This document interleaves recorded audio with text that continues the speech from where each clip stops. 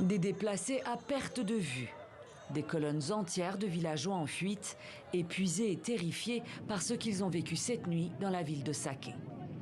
Ça a commencé à 3 h du matin, on a entendu des bombes. Puis à 5 h, ça bombardait encore au niveau de l'antenne du M23.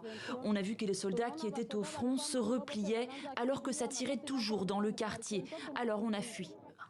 Route nationale stratégique, la RN2 relie Goma à Bukavu.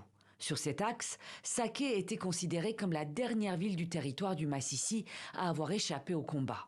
Mais depuis ce mercredi, la commune, située à 25 km de Goma, est le théâtre de violents affrontements entre l'armée congolaise et les rebelles du M23.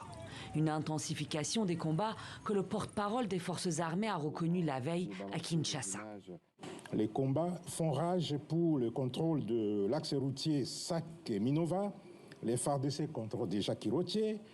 En ce moment, depuis le matin, les combats sont concentrés dans les hauteurs des Chacha. Les FARDC sont obligés de se battre jusqu'à la dernière goutte de sang. Elles sont obligées de réussir. En attendant, sur le terrain, le nombre des civils morts, blessés ou déplacés ne cesse de grimper. Sur la route de Goma, ceux qui ont survécu témoignent de la violence des combats.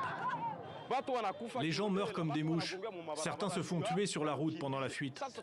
Regardez le nombre de personnes qui arrivent ici à Mugunga.